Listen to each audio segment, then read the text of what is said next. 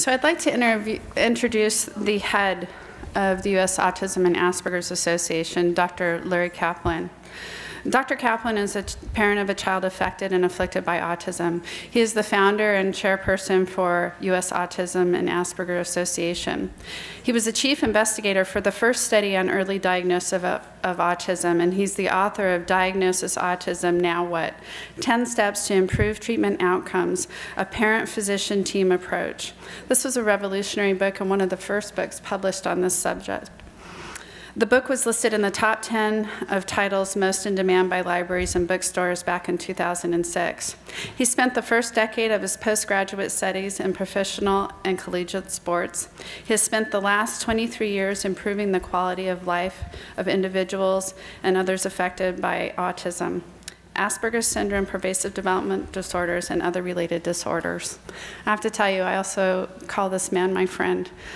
He brought a huge conference to Denver, Colorado, and changed the lives of many people in Colorado and continues to touch many lives across the US. So it's with great pleasure that I welcome Dr. Larry Kaplan.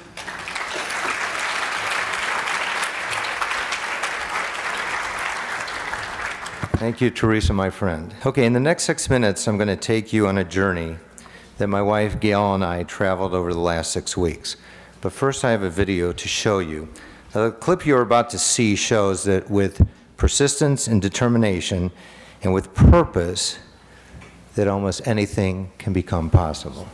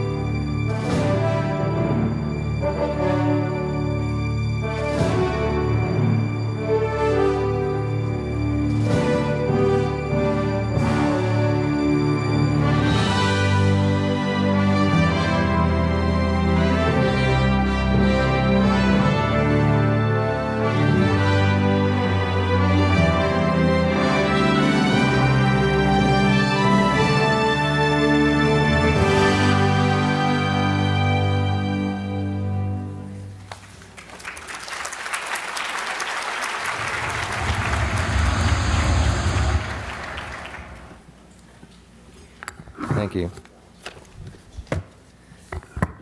Okay, so what you just saw was the culmination of many years of interventions and therapies, both medical and educational. But what was so amazing was the progression of Nathan's accomplishment in a short period of time. The reality was that it took many years to get to this level. The other point I want to make is that when he first started climbing in November, he lacked the interest and motivation, only climbing up about 8 feet. What happened? Well, a new guide, Morgan, came to the picture. He communicated with Nathan constantly, encouraging him to step higher, stand up tall, and after 4 classes over 3 weeks, Nathan reached up to 40 feet. Now, you have to be somebody special to be able to communicate with a nonverbal person that is 40 feet higher than you. Right. And while you, as you do the climb and the struggle, Morgan also diagnosed with CP and attention difficulties. But then something happened. Okay. Nathan fell ill and started to regress like we've never seen before. He wasn't interested in anything. He was very tired. The bottom line was that we had found that he had bacterial infection and multiple viruses that were discovered through a very special physician, Dr. DeMille. Now, most physicians would not have known where to look or ordered up the labs to search for this mystery. We found that these particular viruses were probably dormant and may have been for a long time until stressors kicked in, triggering the viruses, causing major havoc on his system. Fortunately, we intervened after 2 weeks, and then he recovered. He was able to resume his routine after gaining back his strength and climbed right back to the top of the summit. The takeaway here is that you can never blink. Regardless of age, viruses, pathogens, inflammation can create all sorts of problems when you least expect it. But now we have a good idea of the triggers and how to prevent it as much as we can. Our presenters today and tomorrow will discuss these situations extensively in much more detail. And the journey never ends, but also be prepared every single day.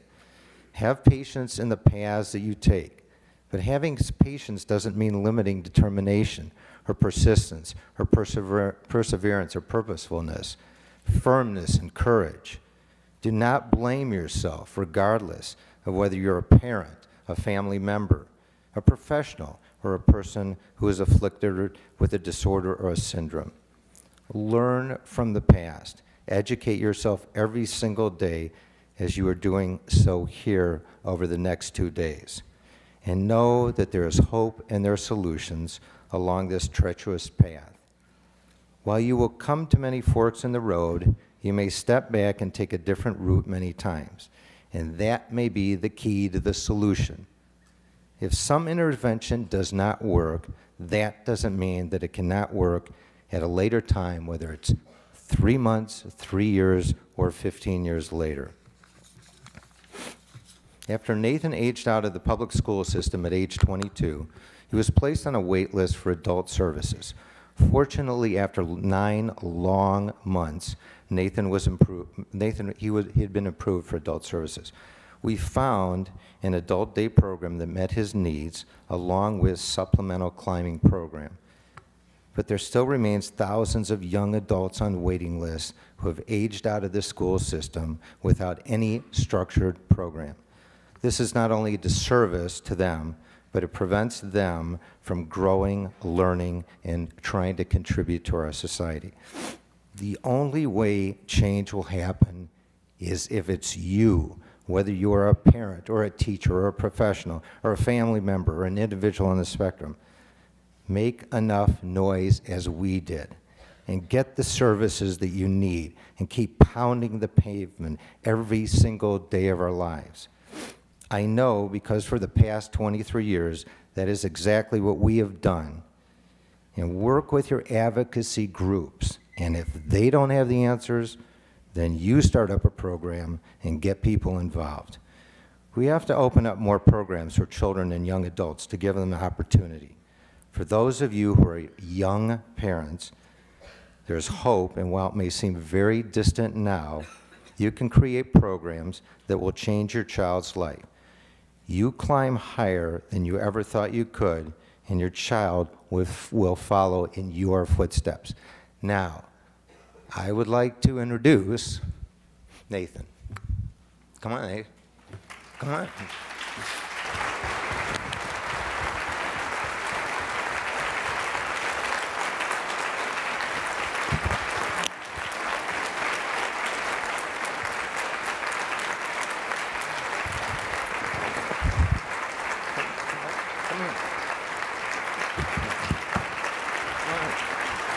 Wave to everybody, wave. Okay. She just say hi. Hi. Say thank you. Done.